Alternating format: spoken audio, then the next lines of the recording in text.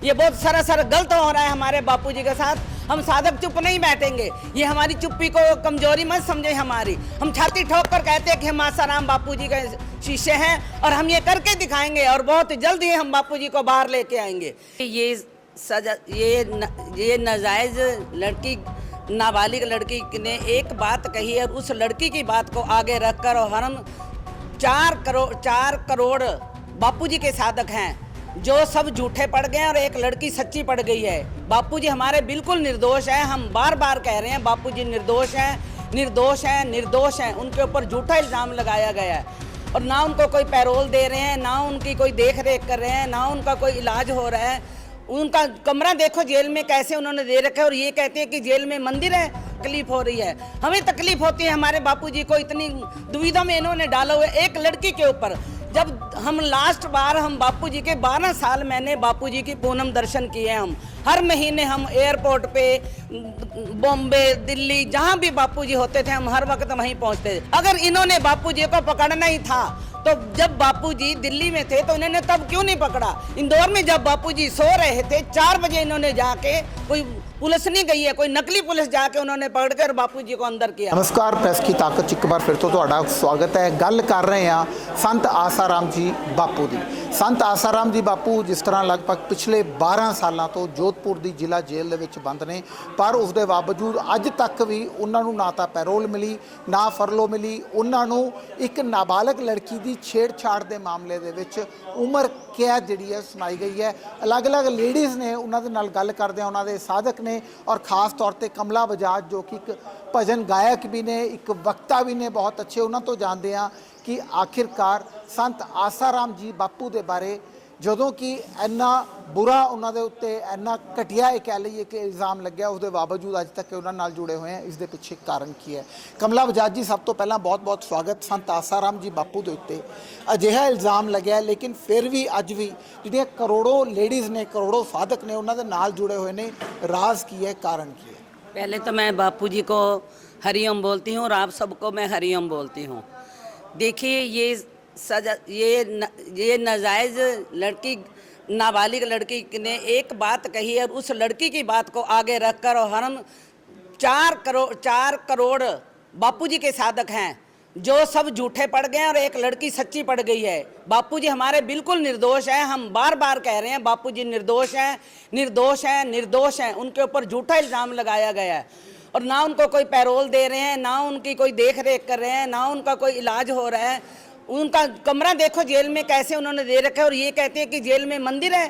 मंदिर है, ये जेल है। जैसे हमारे बापूजी को तकलीफ हो रही है, हमें तकलीफ होती है। हमारे बापूजी को इतनी दुविधा में इन्होंने डाला हुआ है एक लड़की के ऊपर।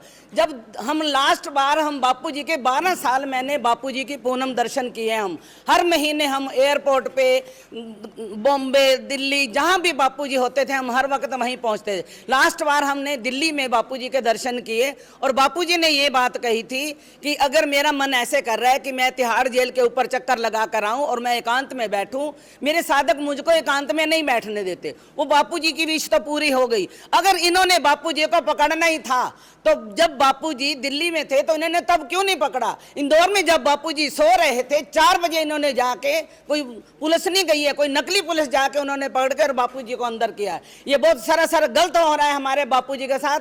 हम साधक चुप नहीं बैठेंगे। ये हमारी चुप्पी को कमजोरी मत समझे हमारी। हम छाती ठोक कर कहते हैं कि हम आसाराम बापूजी के शिष्य हैं और हम ये करके दिखाएंगे और बहुत जल्द ही हम बापूजी को बाहर लेके आएंगे।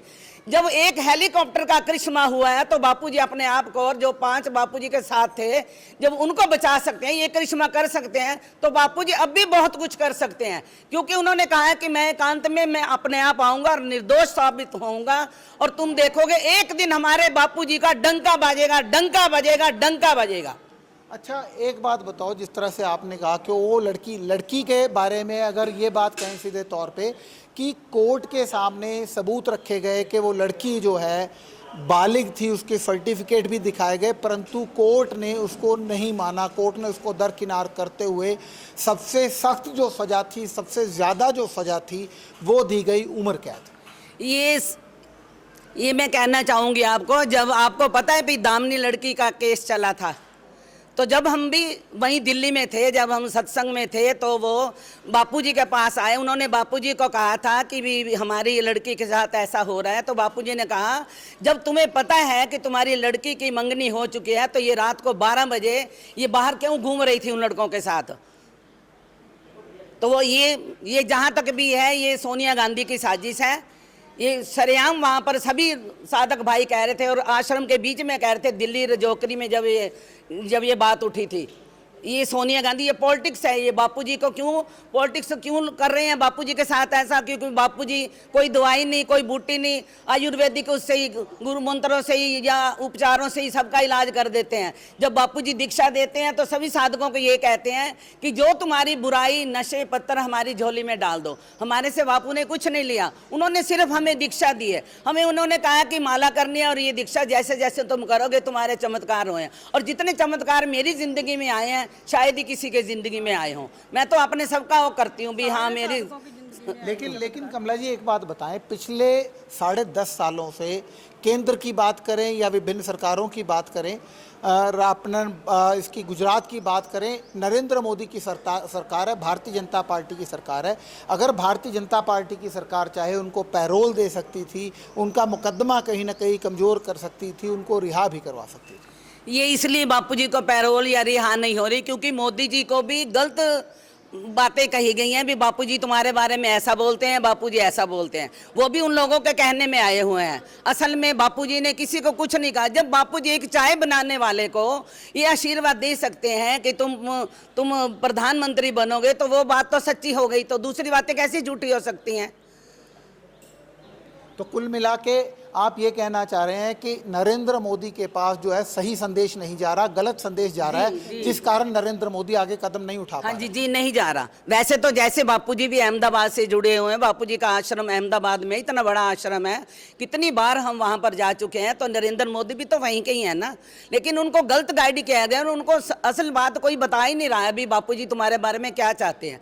ये तो उनकी सोच है। अब हम तो उनको कह सकते हैं या हम तो उनको मिल नहीं सकते, उनको तो बात कोई बता ही सकता है, समझा तो नहीं ना सकते उनको। ये तो अब उनका दिमाग काम करे तो वो 1 मिनट लगाए बापूजी को छुड़वा सकते हैं।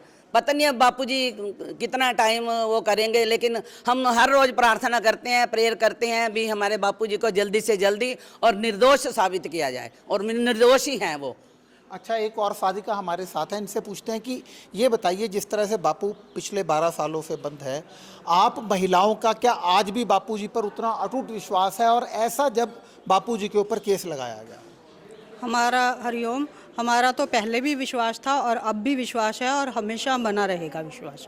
हमारा विश्वास कोई नहीं तोड़ सकता। जिस तरह से महिलाएं जो हैं, आज भी हम आश्रम की बात करें, विभिन्न आश्रमों की बात करें, आश्रमों में आज भी महिलाओं की अच्छी खासी भीड़ रहती है। यदि वहाँ पर कोई कार्यक्रम हो तो महिलाओं का जो आश्रम है वहाँ पर पूरी तरह से जो कमरे हैं पैक रहते हैं, लोग तप्पड़ों में कह लीजिए वहाँ पर सो जाते हैं, आराम से जाते हैं, आराम से आते हैं। इतना अटूट विश्वास का कारण आखिरकार महिलाओं का क्या है? इतना अटूट विश्वास का कारण ये है कि हमने कभी आज तक ऐसा कुछ देखा ही नहीं।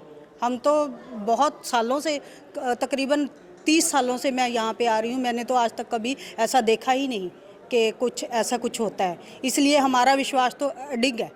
तो आपको क्या लगता है वो जो लड़की है वो झूठ बोल रही है? जिसने 100% झूठ है, ये साजिश है। वो बिकाऊ है, वो बिकाऊ है। उसको पैसा मिल गया और वो जाके अपना अमेरिका में रह रही है।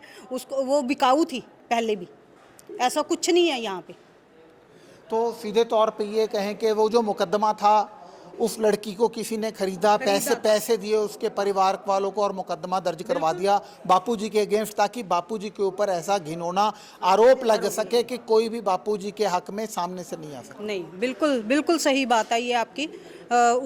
उसको खरीदा गया और उसको जो पढ़ाया गया वही उसने बोला। हम इतनी महिलाएं हैं, हमने तो आज तक इतने सालों से आश्रम में आ रही हैं, कभी कुछ ऐसा देखा ही नहीं। आज भी जो आश्रम है आप लोग आते हैं, जो बापूजी के अलग अलग वक्ता हैं अपॉइंट किए गए, उनका सत्संग सुनते हैं। और अगर अहमदाबाद की बात करें, वहाँ पर दिन रात लेडीज़ रहती हैं, आराम से रहती हैं। उसके बारे में हम भी रह के आए हैं अहमदाबाद में, अभी भी मैं जाके आई हूँ चेटी चंड के शिविर में, तो कुछ भी नहीं था वहाँ पे ऐसा। वैसे ही सब कुछ चल रहा है, कोई हमने कभी देखा नहीं ऐसा। अच्छा, एक बात छोटी सी और बताएं, जिस तरह से दो बहनों ने, जो सूरत की रहने वाली बहनें हैं, सगी बहनें हैं, एक लड़की ने संत आसाराम बापूजी पर इल्ज़ाम लगाया और दूसरे ने उनके बेटे के ऊपर, नारायण साईं के ऊपर इल्ज़ाम लगाया, और दोनों का आरोप यही था कि एक के साथ बापूजी ने जो है कृत्य किया, दूसरी लड़की ने, छोटी लड़की ने, बहन ने इल्ज़ाम लगाया कि नारायण साईं ने उनके साथ ही किया। ये सब कुछ बिकाऊ है, जैसा उनको समझाया जाएगा, जैसा उनको पैसा दे के खरीदा जाएगा वैसा ही बोलेंगे वो, क्योंकि वो हमारे दीक्षित नहीं है, वो बाहर से लाई हुई लड़कियां थी और बाहर से लाके उनको जो जैसा उनको कहा गया वैसा उन्होंने बयान दिया, ऐसा कुछ नहीं है वहाँ पे। अच्छा, जिस तरह से कहा गया कि जब मुकदमा चलने के दौरान वो लड़कियों को, जो गुजरात वाली हैं, सूरत वाली, उनको कहीं ना कहीं ये एहसास हो गया कि ये जो मुकदमा है उनके द्वारा गलत करवाया गया है, और जब वो अपना बयान कोर्ट में जाकर वापस लेना चाहती थी तो उनके ऊपर दबाव बनाया गया कि वो मुकदमा वापस नहीं ले। इससे तो यही साबित होता है ना कि ये सारा केस जो झूठा था। क्या ये बात सच है? हाँ, बिल्कुल सच है ये बात, ये बिल्कुल सच है। उनको बाद में उन्होंने अपना बयान बदलना चाहा तो उनके ऊपर दबाव बनाया गया, क्योंकि वो पहले पैसे दे के खरीदी गई थी लड़कियाँ, इसलिए बिल्कुल गलत बात है ये।